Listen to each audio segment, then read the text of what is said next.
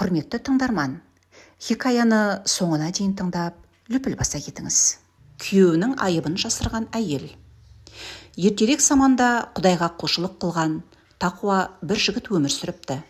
Жігіт ер жеткенде әкесі үйлену туралы сөз көтерсе, ол қашқалақтай береді екен. Себебі ол еркектік қуаттан мақұрым болатын. Бұл жағдайдан мүлде хабары жоқ әкесі баласының қарсылығына көнбей, бір қызды тауып некелестіріп, үйлендіріп қояды. Той өтіп, 2 жас жеке қалған шағында әлгі жігіт қалыңдығына: «Сен мені кешір, сені бақыт ете алмаймын, саған тең жар емеспін», деп ағынан жарылып айыбын айтады. Қаласа, ертең-ақ кетуіне рұқсат береді. Ата-анасына себебін өзі түсіндіретінін білдіреді. Сонда әлгі жас келін: «Ортамызда неке оқылды. Мен сіздің шариғи әйеліңіз болдым. Енді арамызда бір-бірімізге ешқандай сыр болмауы тиіс. Сіздің сырыңыз менің сырым». Күйеуінің сырын әшкере еткен әйелдің екі дүниесі де қараң болады. Олар түрлі азап қиыншылықтарға душар болады. «Мен ондай әйелдерден емеспін. Сіздің сырыңызды ашып, еш пенденің алдында масқара етпеймін», деп сол үйде қызметін істеп қала береді. Арада 7 жыл өтіп, бедеу деген жаман атқа қалса да, күйеуінің сырын ашпайды. Барлық қиыншылықтарға сабыр етіп, күйеуімен өмір сүре береді. Бір күні немере сүйгісі келген жігіттің әкесі баласын шақырып алып: «Қашанғы бұл тумас келінмен өмір сүріп, жастық шағыңды өткізе бересің? Сен әке, мен ата болуым керек емес пе? Жетер енді. Бұл келіннің рұқсатын беріп жібер.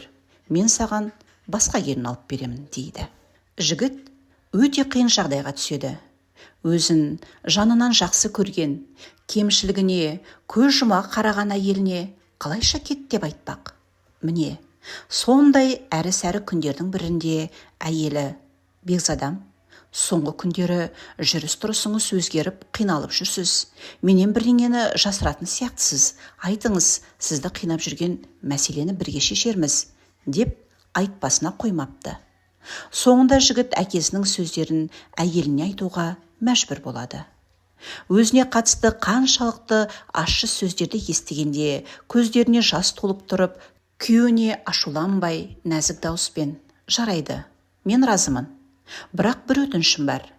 Мен кеткен күннен бастап 40 күн өткізіп барып үйленіңіз», дейді де ата-анасының үйіне жол тартады. Өз әке-шешесінің үйіне келген соң оларға: «Мен 40 күн бойы өз бөлмемде отырып Аллаға ғибадат құлшылық жасаймын. Маған ешкім кедергі жасамасын», дейді.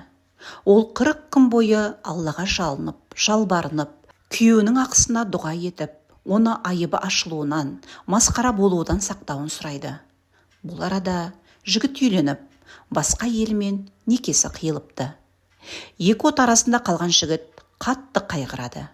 Бір жағынан бірінші халал, пәк болған әйелін ойласа, екінші жағынан айыбының баршаға аян болатынын ойлап күйінеді. Сонда ол өзі үшін соңғы шара өлімді абзал көріп, у ішіп, жанына қастандық жасайды. Жаңадан келген жас келін бөлмесіне кіргенде жігіт есінен танып қалады.